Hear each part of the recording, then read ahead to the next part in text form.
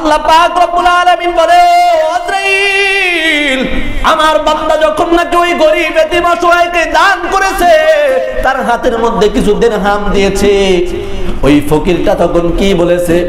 তখন আজরাইল আলাইহিস সালাতু ওয়াস সালাম ডাক দিয়ে বলে, ও দয়ার মালিক, ও দয়ার আল্লাহ।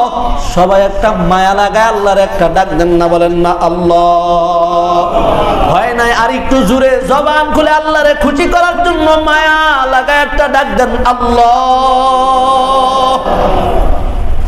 আল্লাহ পাক রব্বুল আলামিন ডাক দিয়ে বলে, ও আজরাইল আমার বান্দা তখন কি বলেছে? আজরাইল ডাক দিয়ে বলে, ও দয়ার মালিক, ওই এতিম ওই গরিবটা তখন আপনার কাছে দোয়া করেছে, আয় আল্লাহ, যে নাকি আমার খানার ব্যবস্থা করেছে, যে নাকি আমার সহযোগিতা করেছে, আয় আল্লাহ আপনি তার হায়াতের মধ্যে বরকত দান করে দেন। আমি কিসের জন্য তোমার নিষেধ করছি, কিসের জন্য বলছি তুমি তার জান কবজ করিও না? তুমি জানো? বলে না, না আমি জানি না। ও আজরাইল আমার বান্দা যখন ওই গরিবকে দান করছে, ওই গরিব মন থেকে আমার বান্দার জন্য দোয়া করছে, বলছে আল্লাহ আপনি আপনার বান্দার হায়াতের মধ্যে বরকত দিয়ে দাও, ও আল্লাহ আপনি আপনার বান্দার হায়াতের মধ্যে বরকত দিয়ে দেন। ও জিবরাইল আমার বান্দা যখন এই দোয়া করেছে, আমি আল্লাহ আর সহ্য করতে পারি নাই, আমি আল্লাহ সহ্য করতে পারি নাই। সহ্য না করতে পেরে আমি আল্লাহ রব্বুল আলামিন তার মৃত্যুর পরোয়ানা নিষেধ করে দিয়া আমি তার হায়াতের মধ্যে বরকত দিয়া দিছি, বলেন না সুবহানাল্লাহ। আজরাইল ডাক দিয়ে বলে, কতক্ষণ, কত মিনিট, কত ঘন্টা? এ ভাই ভালো করে শুনবা। আল্লাহ পাক ডাক দিয়ে বলে, ও বান্দা আমার বান্দা দান করেছে 6 দিরহাম। কয় দিরহাম? জুড়ে বলেন কয় দিরহাম? হয় নাই বাহিরে যেই ভাইরা আছেন সবাই জুড়ে বলেন কত দিরহাম? 6 দিরহাম। আল্লাহ পাক ডাক দিয়ে বলে, ও আজরাইল তুমি শুনিয়া নাও, আমি আমার বান্দার 6 দিরহামের বিনিময়, এক একটা দিরহামের বিনিময়, একটা দিরহামের বিনিময়ে 10টা বছর করে তার হায়াত বাড়ায় দিলাম। তাহলে যদি 1 টাকার বিনিময়ে 6 বছর হয়, 10 বছর হয়, তাহলে বলেন তো 6 টাকায় কয় বছর? 60 বছর। আল্লাহ পাক রব্বুল আলামিন বলে, আজরাইল আমার বান্দা 6 দিরহাম দান করার বিনিময় আমার বান্দারে আমি 60 বছর হায়াত বাড়ায় দিছি। এ মুসলমান, এ বড় কাদের কলিজার টুকরা যুবক ভাই, ও ব্যবসায়ী ভাই, তোমরা যারা আছো আমার কথার জবাব দিবা। তুমি আমি কি চাই কি চাই না যে আমার বাবা মা আরো বেঁচে থাকুক? চান কি চান না? যে আল্লাহ পাক আমার বাবার হায়াত বাড়ায় দেখ, আমার মায়ের হায়াত বাড়ায় দেখ, আমার হায়াত বাড়ায় দেখ, আমার সন্তান স্ত্রী সকলের হায়াত বাড়ায় দেখ। চান কি চান না? শুধু যে হায়াতই বাড়ায় দেয় তাই না, আপনার ব্যবসা বাণিজ্য কামাই রুজি সমস্ত কিছুর মধ্যে, আপনার সংসার সমস্ত কিছুর মধ্যে আল্লাহ তাআলা বরকত দিয়ে দেয়, বলেন সুবহানাল্লাহ। আপনারা চান কি চান না যে আপনার হায়াতের মধ্যে বরকত দেখ, ব্যবসা বাণিজ্যের মধ্যে বরকত দেখ? সবাই চাই না আমরা? এজন্য বেশি বেশি দান করবেন, গরিব এতিম অসহায়কে দান করবেন।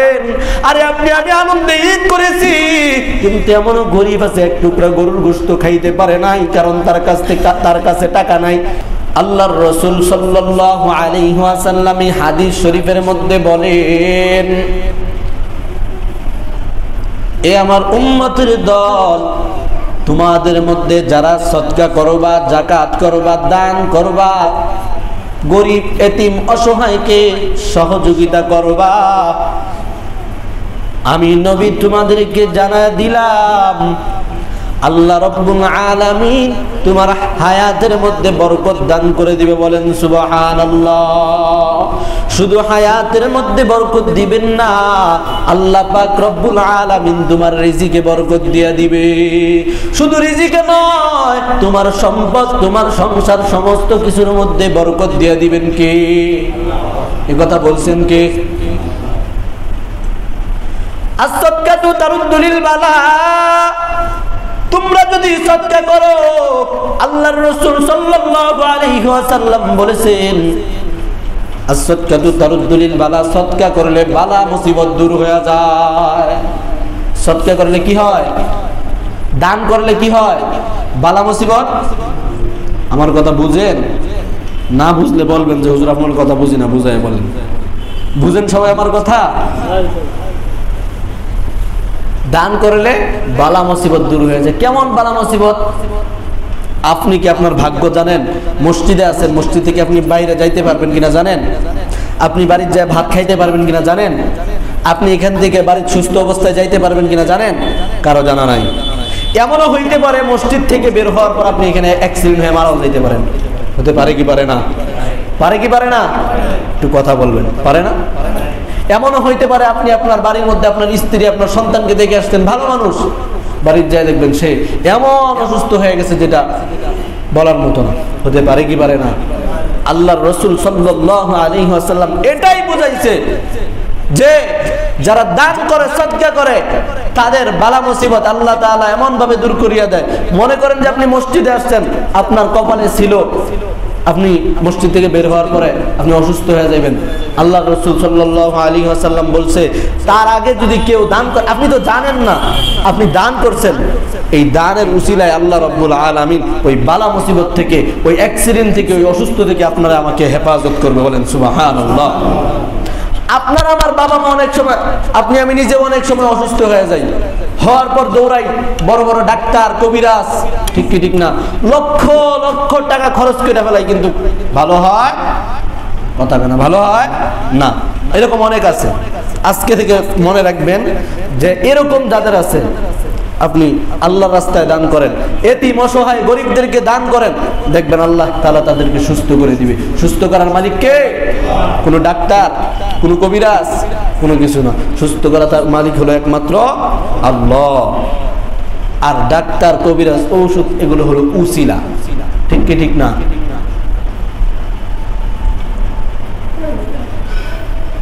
এমনও হইতে পারে যে আপনি এখানে আছেন, আগামীকালকে আপনার মৃত্যু হবে, আজরাইল আলাইহিস সালাতু ওয়াস সালাম এসে আপনার জান কবজ করে নিয়ে যাবে। আল্লাহর রাসূল সাল্লাল্লাহু অনেক সময় দেখবেন আপনার বাড়ির মধ্যে ফকির আসছে, রাস্তাঘাটে অনেক অন্ধ, অনেক অসহায় মানুষ আছে, তারা আপনার কাছে হাত পয়সা টাকা চায় যে আমার দেন, আমি সারাদিন থেকে কিছু খাই না। আপনি অনেক মানুষ আছে তাদেরকে দূরে তাড়ায় দেয়, তুমি আমার কাছে চাও কেন? হ্যাঁ, কামাই কর, এরকম অনেক কিছু বলে, বলে কি বলে না? আল্লাহর রাসূল বলছেন না, তোমরা তাদেরকে এরকম ভাবে তাড়ায় দিও না। তোমার কাছে যা আছে অন্তত পক্ষে, তুমি তো সকাল মনে করেন যে দুপুরে চাই, তুমি তো সকালবেলা খাইছো, এটা দিয়ে তুমি সারাদিন কাটতে পারবো। ও আজকে 2 দিন থেকে 3 দিন থেকে খায় না, তুমি তারে তোমার ভাগের খাবারটা তারে দিয়ে দাও। আল্লাহ রাব্বুল আলামিন তোমার আমার হায়াতের মধ্যে, রিজিকের মধ্যে তোমার বরকত দান করবেন। এটা আমার কথা না, আল্লাহর রাসূল সাল্লাল্লাহু আলাইহি ওয়াসাল্লামের কথা। কেমন করে তাদের দোয়া কবুল হয়? আর আপনার দোয়া কবুল হবে কিনা কোনো গ্যারান্টি নেই, কিন্তু একজন এতিম, অসহায়, গরিব, মিসকিন, তাদের দোয়া কবুল হবে। আপনি আমি তো কত আনন্দ করে ঈদ করছি, কত গরিবের সন্তান আছে, বাবা নাই, এতিম, ঈদ করার জন্য 10টা টাকা পায় নাই। আপনি আমি তো, আপনার আমার সন্তান, অনেকেরই সন্তান এখানে আছে, চলে গেছে ঘুরতে। আরে তাদের ঘুরা দূরের কথা, তারা যে একটু হাসি মুখে থাকবে ওই টাকাটাও তাদের কাছে নাই, ঠিক কি ঠিক না? এজন্য আমি আপনাদেরকে অনুরোধ করে বলবো যে আপনারা বেশি বেশি বেশি দান করবেন, গরিব, এতিম, অসহায়কে দান করবেন, যে আপনিও ভালো চলতেছেন, আপনার ভালোটা, আপনার কিছু সহযোগিতা পাওয়া যেন একজন গরিব মানুষ, একজন এতিম সন্তান, একজন মিসকিন, যেন তারাও যেন একটু ভালোভাবে চলতে পারে। পারবেন তো ইনশাআল্লাহ?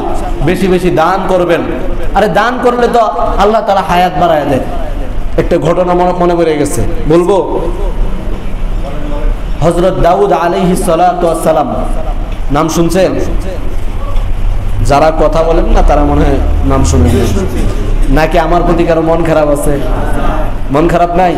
যদি মন খারাপ না থাকে তাহলে একবার সকলে বলেন আল্লাহু আকবার। আর একটু জোরে জবান খুলে বলেন আল্লাহু আকবার।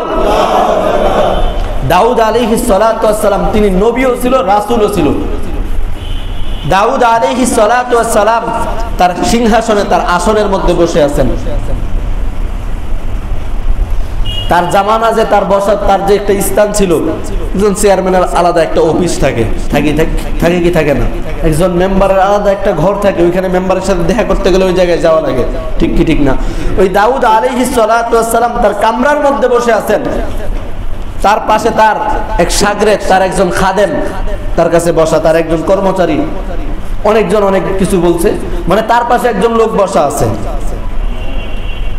এমন সময় দাউদ আলাইহিস সালাতু ওয়াস সালাম তাকায় দেখলেন আল্লাহ তাআলার ফেরেশতা মালাকুল মাউত হযরত আজরাইল আলাইহিস সালাতু ওয়াস সালাম তার সামনে এসে হাজির। বলেন মারহাবা। আচ্ছা বলেন তো আজরাইল আলাইহিস সালাতু ওয়াস সালামের কাজ কি? বলেন আজরাইলের কাজ কি জানেন? মানুষের জান কবজ করা। মানুষ যে মারা যায় না, ওই আজরাইল তার ভিতর থেকে তার রূহটাকে বের করে নিয়ে যায়। সুবহানাল্লাহ। আজরাইল আলাইহিস সালাতু ওয়াস সালাম কিন্তু আর অন্য কোনো কাজ করে, তার কাজই হলো এটা। আল্লাহ তাআলা তার এই কাজের জন্যই বানাইছে।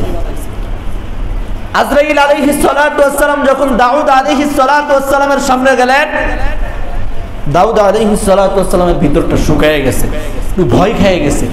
আরে আজরাইল আমার কাছে আসছে, আমার কি যাওয়ার সময় হয়ে গেছে নাকি?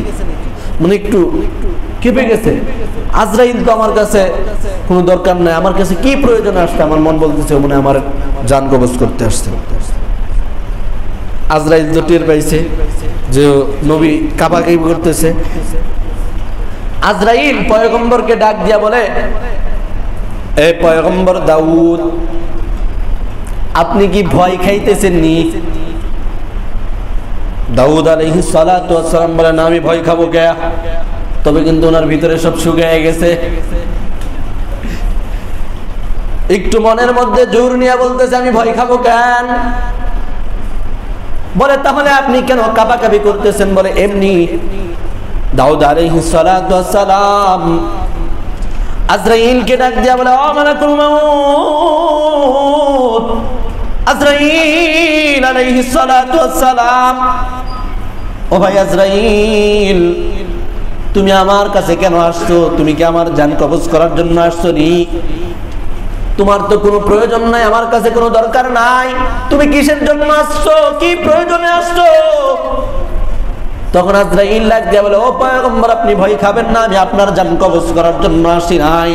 বলে তাহলে কিসের জন্য আসছো? আজরাইল ডাক দিয়া বলে, ও পয়গম্বর,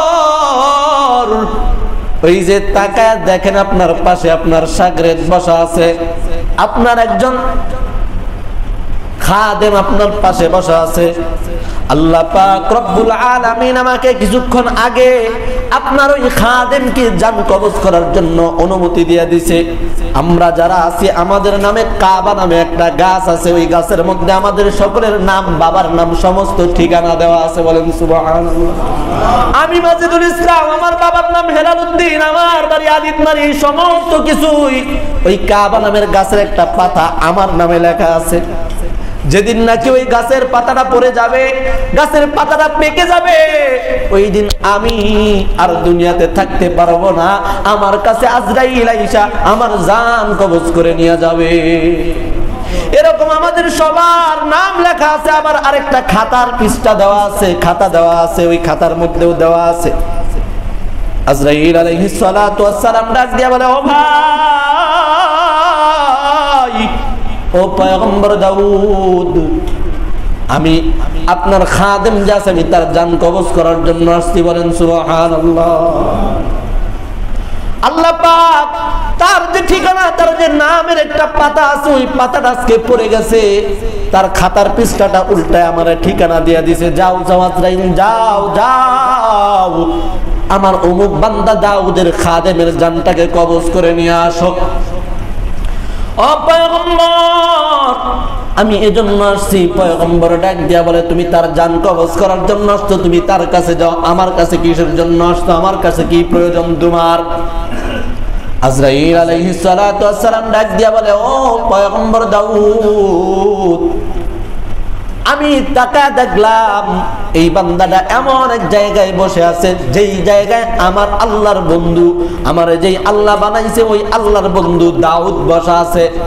আমি চিন্তা করলাম এখনো কিছু সময় বাকি আছে, তার মারা যাওয়ার সময় তার জানটা কবজ করার জন্য এখনো কিছু সময় বাকি আছে।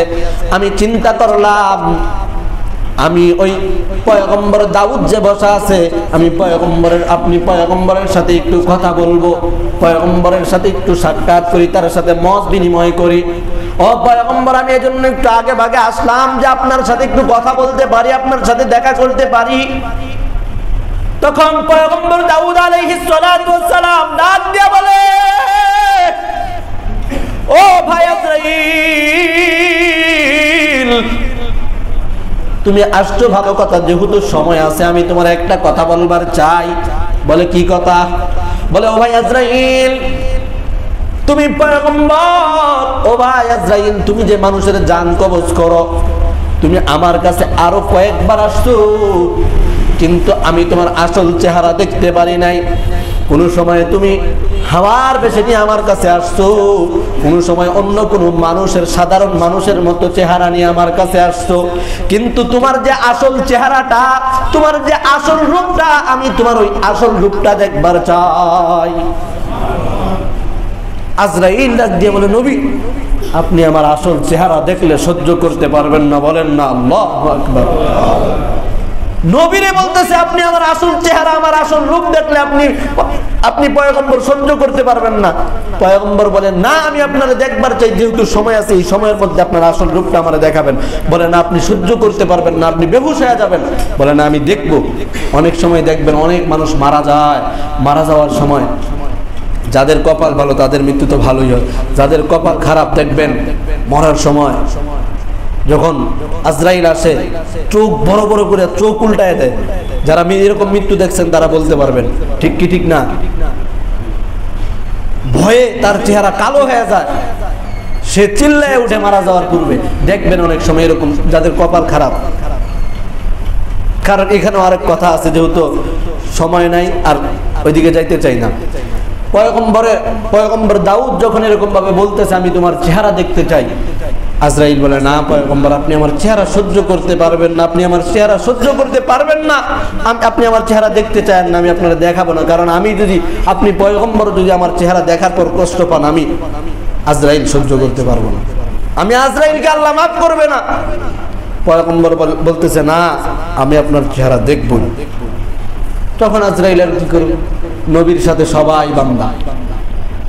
আপনার সন্তান যদি আপনার কাছে আবদার করে, আপনি ফিরিয়ে দিতে পারেন? অনেক বুঝায় বলেন যে না বাবা, এটা নেওয়া যাবে না, এটা কিনা যাবে না, এটা ভালো না, পচা, অনেক কিছু বলার পর সন্তান বলেন আমার ওইটাই লাগবে। বলে কি বলে না? এরকম পয়গম্বর আজরাইলের কাছে বলতেছেন, আমি তোমার চেহারা দেখবই, যত কিছুই হোক আমি তোমার চেহারা দেখব। তখন আজরাইল বলে, ঠিক আছে, আপনি রেডি হন। রেডি? আমি তো রেডি, তুমি তোমার চেহারা আসো। বলে, এভাবে সহ্য করতে পারবেন না, আপনি আপনার চক্ষু দুইটা বন্ধ করেন। বলেন আল্লাহু আকবার। পয়গম্বর দাউদ আলাইহিস সালাতু ওয়াস সালাম তার চক্ষু দুইটা বন্ধ করলেন। দাউদ আলাইহিস সালাত, তার পাশে কিন্তু তার খাদেম বসা আছে। তার চক্ষু দুইটা বন্ধ করার পর আজরাইল যখন নাকি তার নিজের চেহারা নিবে, এমন সময় পয়গম্বর দাউদের দরজার মধ্যে একজন মিসকিন, একজন গরিব, একজন অসহায় আয়েশা দরজার মধ্যে ডাক দিয়া বলে, ও ভাই, কে আছো? আমারে কিছু খাবার দাও, কিছু খাইতে দাও, আমি আজকে 2 দিন যাব তুমি কিছু খাই না। বলেন না আল্লাহু আকবার। এতিম অসহায় মিসকিন যখন নাকি দরজার মধ্যে আইসা সাহায্য চায়, সহযোগিতা চায়, পয়গম্বরের যে একজন খাদেম ছিল তার পাশে যে একজন বসা ছিল, এমন সময় ওই লোকটা উঠিয়া দরজার কাছে যায়, দরজাটা খুলে পকেটের মধ্যে হাত দেয়, হাত দিয়ে সে পকেট থেকে কিছু দিরহাম বের করে ওই ফকিরের হাতে দিয়া দেয়। এমন ভাবে দিছে যে সে যে পকেট থেকে টাকা বের করলো, সে কয় টাকা বের করলো, কয় দিরহাম বের করলো, সে একবারও দেখে নাই। সে পকেটে হাত দিছে, যা উঠছে সমস্ত কিছুই তার হাতের মধ্যে দিয়া দিছে। বলেন না সুবহানাল্লাহ। আর আপনি আমি দান করি, সদকা করি, মানুষ কত ভিডিও, কত কিছু কইরা পুরা দেশবাসীরে জানাই, ঠিক কি ঠিক না? অমুক ভাই, আরো তো কত সাকাত আছে, অমুক ভাই আজকে অমুক এলাকার মানুষ গরিবদেরকে একটা করে লঙ্গি দিতেছে, জাকাত দিতেছে, ফিতরা দিতেছে, ঠিক কি ঠিক না? দান করতেছে, এরকম করে না? আপনি মানুষকে দেখায় এমন ভাবে দান করবেন, আপনি ডান হাতে দান করবেন, আপনার বাম হাতও জানবে না। পারবেন? ইনশাআল্লাহ আল্লাহ যেন আমাদের সকলকে এরকম দান করার জন্য কবুল করে। বলেন আমিন। পয়গম্বরের পাশে যেই লোকটা বসা ছিল ওই লোকটা পকেট থেকে বের করে, হাদিসের মধ্যে এসেছে, পকেট থেকে যেই দিরহামগুলো ফকিরকে দিয়েছে ওই জায়গার মধ্যে 6টা দিরহাম ছিল। বলেন মারহাবা। এমন সময় হযরত দাউদ আলাইহিস সালাতু ওয়াস সালাম আর আজরাইল দুইজনে মিলা দাউদ আলাইহিস সালাতু ওয়াস সালাম যে আজরাইলের আসল চেহারা দেখবার চাইছে, আজরাইল আলাইহিস সালাতু ওয়াস সালাম তার আসল চেহারায় চলে আসছে। আসার পর পয়গম্বরকে ডাক দিয়ে বলে, ও ভাই পয়গম্বর, আপনি আপনার চক্ষু খুলেন, খুলিয়া আমি আজরাইলকে দেখেন। পয়গম্বর দাউদ আলাইহিস সালাতু ওয়াস সালাম তার চক্ষু দুইটা খোলার সঙ্গে সঙ্গে আজরাইলের এমন ভয়ানক চেহারা দেখার সঙ্গে সঙ্গে পয়গম্বর দাউদ আলাইহিস সালাতু ওয়াস সালাম বেহুশ হয়ে জমিনে পড়ে গেছে। আল্লাহু আকবার। আয় আল্লাহ, তুমি আমাদেরকে ভয়ঙ্কর মৃত্যু থেকে বাঁচাও। বলেন আমিন। আজরাইল আলাইহিস সালাতু ওয়াস সালাম তার আসল চেহারা নেওয়ার পর যখন নাকি দাউদ আলাইহিস সালাতু ওয়াস সালাম বেহুশ হয়ে পড়ে গেছে, এমন সময় হঠাৎ করে আসমান থেকে পয়গম্বরের কাছে চলে আসলো ফেরেশতা জিবরাইল আলাইহিস সালাতু ওয়াস সালাম। কিছুক্ষণ পর পয়গম্বর দাউদের হুঁশ ফিরল। ফিরার পর তাকায় দেখে আজরাইল তার সামনে বসা, তার যে শাগরেদ ছিল তার শাগরেদ তো তার পাশে বসা, আবার পাশে ফেরেশতা জিবরাইল আইসা বসা।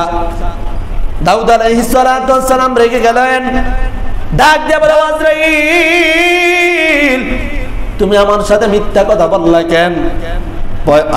আজরাইল ডাক দিয়ে বলে, আমি কি আপনার সাথে মিথ্যা কথা বলতে পারি? বলে, বলতে পারো না তো বললা কেন? বলে, কি মিথ্যা কথা বলছি?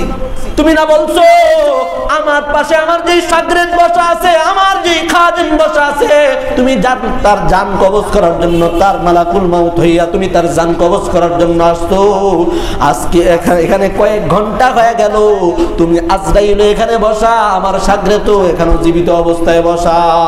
আল্লাহু আকবার। আজরাইল আলাইহিস সালাতু ওয়াস সালাম ডাক দিয়ে বলে, ও পয়গম্বর, আপনি আমারে যে প্রশ্নটা করেছেন আমি একই প্রশ্ন আল্লাহর কাছে করছি। বলে, কি প্রশ্ন? পয়গম্বরকে ডাক দিয়ে বলে, ও পয়গম্বর, আমি যখন নাকি আপনাকে আমার আসল চেহারাটা দেখাইলাম, তার কিছুক্ষণ পরে আমি আপনার শাগরেদের জান কবজ করতে যাব। এমন সময় তাকায় দেখলাম আমার ভাই জিবরাইল আমার কাছে আসিয়া ডাক দিয়ে বলে, আজরাইল দাঁড়াও, দাঁড়াও। বলেন না আল্লাহু আকবার। জিবরাইল আলাইহিস সালাতু ওয়াস সালাম আইসা ডাক দিয়ে বলে, আজরাইল, তুমি তার জান কবজ করবে না, তুমি তার জান কবজ করবে না। বলে, কেন জান কবজ করব না? জিবরাইল ডাক দিয়ে বলে, আজরাইল, তুমি তার জান কবজ করবে না। আল্লাহ তাআলা নিষেধ করেছে। ওই যে কাবা নামের গাছের মধ্যে যেই পাতাটা ছিল ওই পাতাটা আবার আগের মতো হয়ে গেছে। বলেন না সুবহানাল্লাহ। ওই যে তোমার যেই খাতা থেকে তোমার ঠিকানাটা তোমার লেখা দিছিল ওই খাতার পৃষ্ঠাটা আগের মতো আবার উল্টায় গেছে। বলেন না সুবহানাল্লাহ। আল্লাহ পাক রব্বুল আলামিন আমারে পাঠায় দিয়েছে, ও জিবরাইল যাও যাও আমার ফেরেশতা আজরাইলকে যাই আটকাও। বলো আমার ফেরেশতা আজরাইল যেন আমার বান্দার জান কবজ না করে। সুবহানাল্লাহ। তার মৃত্যুর সময় হয়ে গেছে, মারা যাওয়ার সময় হয়ে গেছে, এমন সময় আবার আল্লাহ তাআলা তার জান কবজ করার জন্য, তার জান যেন কবজ না করে, তার যেন না মাইরা ফেলে, তার রূহটা যেন না বের করে নেয়, এজন্য জিবরাইলকে পাঠায় আবার আজরাইলকে আটকাইছে। বলেন সুবহানাল্লাহ। সময় সংক্ষিপ্ত, যেই অল্প একটু কথা সেটা বলবো না থাকবে? বলবো? সবাই বলেন বলবো? আবার রাগ করবেন না তো? 2-1 মিনিটের মধ্যে শেষ করে দিবেন ইনশাআল্লাহ।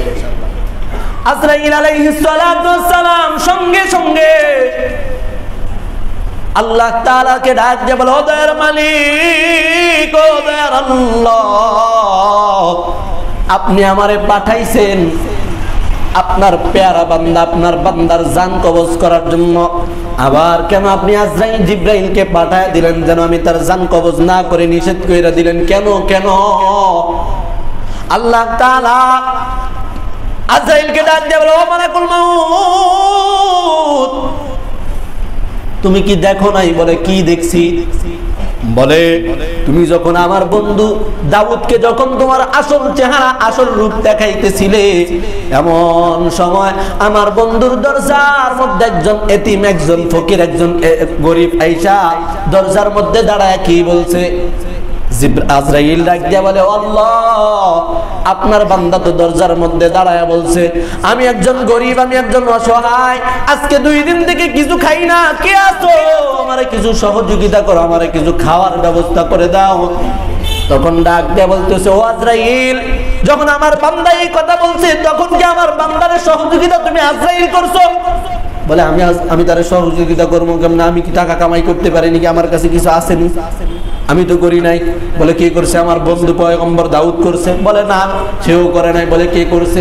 বলে, আপনি যে আমারে পাঠাইছেন আপনার একজন বান্দার জান কবজ করার জন্য, ওই বান্দা তারে সহযোগিতা করছে। বলেন না মারহাবা।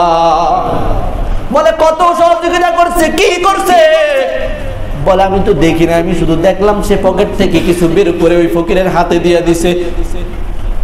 আল্লাহ পাক রব্বুল আলামিন ডাক দিয়া বলে, হে আজরাইল, আমার বান্দা যে তার পকেট থেকে দান করছে, আমার বান্দা নিজেও দেখে নাই, দেখছি আমি আল্লাহ। বলে, কি দান করছে? বলে, আমার বান্দা পকেট থেকে ওই ফকিরকে 6 দিরহাম দান করছে। বলেন না সুবহানাল্লাহ। বলে, তাতে কি হয়েছে? তাড়াতাড়ি বলেন, আপনার বান্দার মৃত্যুর সময় কিন্তু বার হয়ে গেছে, তার জানটা আমি কবজ করে ফেলি, তাড়াতাড়ি বলেন। বলে, আজরাইল, দাঁড়া, আমার বান্দার জান কবজ করবি না, আগে শুই না ল। আল্লাহ পাক রব্বুল আলামিন বলে, আজরাইল, আমার বান্দা যখন নাকি ওই গরিব এতিম অসহায়কে দান করেছে, তার হাতের মধ্যে কিছু দিরহাম দিয়েছে, ওই ফকিরটা তখন কি বলেছে? তখন আজরাইল আলাইহিস সালাতু ওয়াস সালাম ডাকতে বলে, ও দয়ার মালিক, ও দয়ার আল্লাহ। সবাই একটা মায়া লাগায় আল্লাহর একটা ডাক দেন না? বলেন না আল্লাহ। হয় নাই? আর একটু জোরে জবান খুলে আল্লাহরে খুশি করার জন্য মায়া লাগায় একটা ডাক দেন, আল্লাহ। আল্লাহ পাক রব্বুল আলামিন ডাক দিয়ে বলে, ও আজরাইল, আমার বান্দা তখন কি বলেছে? আজরাইল ডাক দিয়ে বলে, ও দয়ার মালিক, ওই এতিম, ওই গরিবটা তখন আপনার কাছে দোয়া করেছে, আয় আল্লাহ, যে নাকি আমার খানার ব্যবস্থা করেছে, যে নাকি আমার সহযোগিতা করছে, আয় আল্লাহ, আপনি তার হায়াতের মধ্যে বরকত দান করে দেন। আমি কিসের জন্য তোমার নিষেধ করছি? কিসের জন্য বলছি তুমি তার জান কবজ করিও না? তুমি জানো? বলে, না, আমি জানি না। ও আজরাইল, আমার বান্দা যখন ওই গরিবকে দান করছে, ওই গরিব মন থেকে আমার বান্দার জন্য দোয়া করছে, বলছে, আল্লাহ, আপনি আপনার বান্দার হায়াতের মধ্যে বরকত দিয়া দাও। আল্লাহ, আপনি আপনার বান্দার হায়াতের মধ্যে বরকত দিয়া দেন। ও জিবরাইল, আমার বান্দা যখন এই দোয়া করেছে, আমি আল্লাহ আর সহ্য করতে পারি নাই, আমি আল্লাহ সহ্য করতে পারি নাই। সহ্য না করতে পেরে আমি আল্লাহ রব্বুল আলামিন তার মৃত্যুর পরোয়ানা নিষেধ করে দিয়া আমি তার হায়াতের মধ্যে বরকত দিয়া দিছি। বলেন না সুবহানাল্লাহ। আজরাইল ডাক দিয়ে বলে, কতক্ষণ, কত মিনিট, কত ঘন্টা? এ ভাই, ভালো করে শুনবা।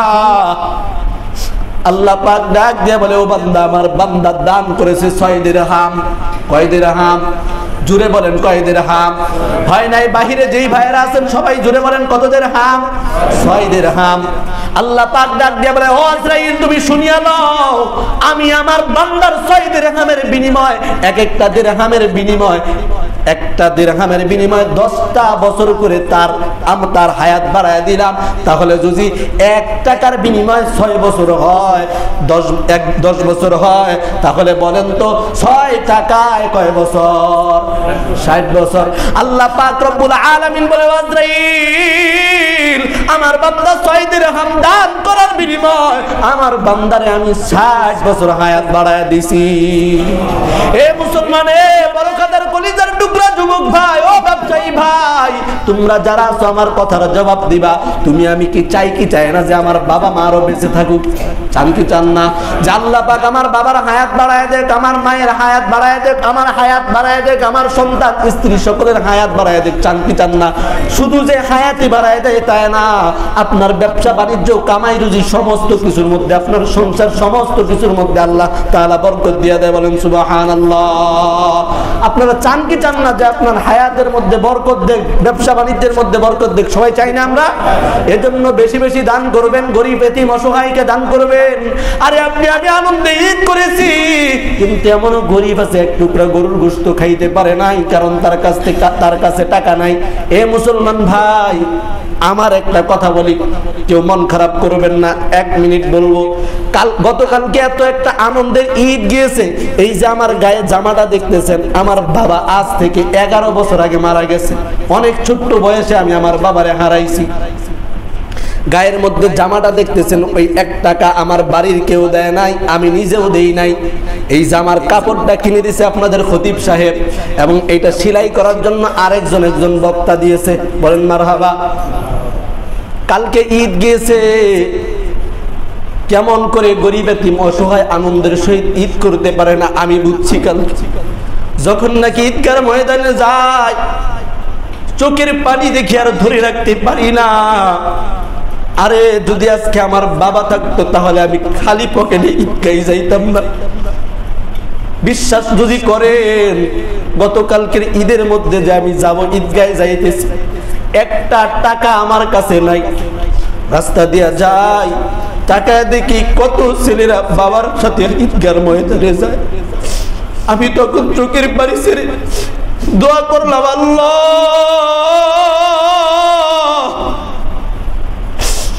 তোমার বান্দারে তোমার পছন্দ হয়েছে, তুমি নিয়ে গেছো। সন্তান হিসাবে দোয়া করি, তুমি আমার বাবার কবরটারে জান্নাতের টুকরা বানায় দাও। তাকায় দেখি কত মানুষ বাবারে নিয়ে ঈদে যায়, আমি তো বাবার দেখি না। ফজরের নামাজ পড়া বাবার কবরের পাশে আইসা দোয়া করি আর বলি, বাবা আজকে তুমি নাই, আমারে কেউ দেখে না, আমারে কেউ জিগায় না, আমারে কেউ খোঁজ দেয়। আজকে যদি তুমি বাবা থাকতা, তুমি বাবা পুরাতন জামা গাই দেয়া হইলেও আমার নতুন জামা বানায়। এরে ভাই, যারা এখানে আসো, যারা বাবা, অনেকেই কিন্তু গতকালকে ঈদগাহ ময়দানে গেছো পুরান জামা পরে, কিন্তু সন্তানদের নতুন জামা কিনে দিছো। ঠিক কি ঠিক না? খালি পকেটে যখন নাকি ঈদগাহ মাঠে গেলাম, দেখলাম আমাদের এখানে কিন্তু অনেক বড় মেলা হয় ঈদের মধ্যে। আমার কত বন্ধুরা খায়, কত কিছু খাইতেছে, আনন্দ উল্লাস হাসাহাসি করতেছে, কিন্তু আমার মনের মধ্যে কোনো হাসি নেই, আনন্দ, কারণ পকেটে টাকা নাই। গরিবের সন্তান নামাজ পড়ে ঈদগাহ থেকে মেলার মধ্যে আসি, দেখি সবাই কত কিছু কেনাকাটা করতেছে, আমি কিছু কিনতে পারি না। হঠাৎ করে তাকায় দেখলাম আমার একজন বড় ভাই মাওলানা নুরুল্লাহ আল বাশির, উনি ঈদগাহ থেকে নামাজ পড়ায় ঈদের মাঠে আসতেন, আমাদের মাঠে আসছে। আইসা আমারে ফোন দিছে, আমি কিন্তু তারে দূর থেকে দেখছি, বলতেছে মাজিদ কই আছো, একটু আসো, তোমাদের এখানে আসছি। আমি তার কাছে গেলাম, যাওয়ার পরে সে আমারে বলতেছে কেমন আছে, আমি বললাম আলহামদুলিল্লাহ ভালো আছে। বলে মনটা কেন খারাপ? আমি বললাম কেন মন খারাপ থাকবে, আমার তো মন খারাপ। সে তো বুঝছে আমার মনটা কিসের জন্য খারাপ। সে আমার ইয়ার কি কইরা বলতেছে, কয় টাকা নিয়ে ঈদে আসতো? বলে আমারে কি খাওয়াবা?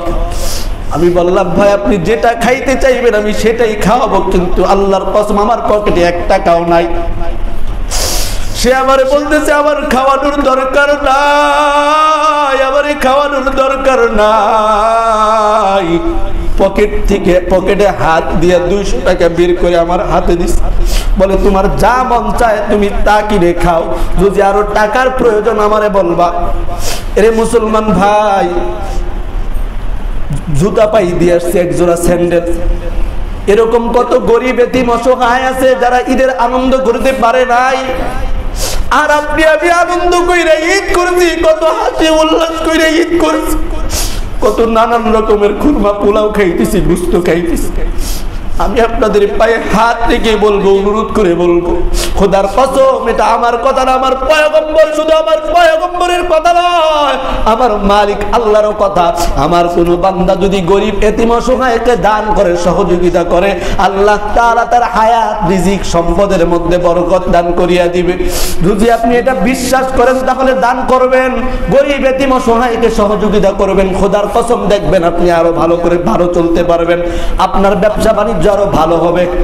এজন্য ও বড় খাতার মুসলমান, ও কলিজার টুকরা যুবক ভাই যারা এখানে আছো, তোমাদের কাছে আমার আবদার আছে যে আজকে থেকে নিয়ত করে এতদিন পর্যন্ত কি করছি, যে আমি প্রতি মাসে যত কামাই করি তার চাইতে তার থেকে কিছু ডিসকাউন্ট করে ওই কিছু টাকা আমি গরিব এতিম অসহায়কে দিব। পারবেননি? কে কে রাজি আছেন? যারা কামাই করতে পারেন, যারা চলেন, যে আজকে থেকে আমি নিয়ত করলাম। আরে ভাই, যদি আপনি গরিব হইতেন তাহলে আপনি বুঝতেন টাকা পয়সার কত মূল্য। আপনি বড় লোক, মন চাইতেছে আপনি করতেছেন, ঠিক কি ঠিক না? এজন্য অনুরোধ করে বলবো, যারা আছেন আজকে থেকে নিয়ত করবেন যে আমি যত কামাই করি তার থেকে প্রতি মাসে কিছু টাকা আমি এতিমখানায়, গরিব অসহায়দেরকে দিব। রাজি আছেননি সবাই? আল্লাহ তাআলা আমাদের সকলকে কবুল করুক, বলেন আমিন। যেই কথাটুকু বললাম, যে আলোচনাটুকু করলাম, যারা পরে আসছেন তাদেরকে আবারও বুঝাই যে দান করলে আল্লাহ তাআলা হায়াতের মধ্যে, রিজিকের মধ্যে বরকত দেয়, সম্পদের মধ্যে বরকত দেয়, বালা মুসিবত দূর করে দেয়। আপনি আমি একটু বেশি বেশি দান খয়রাত করার চেষ্টা করব। রমজান মাস চলে গেছে, আমরা জানি না আমাদের গুনাহ মাফ করাইতে পারছি কিনা। বেশি বেশি আল্লাহর কাছে কাঁদবো, আল্লাহর কাছে মাফ চাবো। চাবেন তো ইনশাআল্লাহ? যে কথাগুলো বললাম, এই কথাগুলোর মধ্যে যদি কেউ কষ্ট পায় থাকেন, সকলে আমারে ক্ষমা করে দিবেন।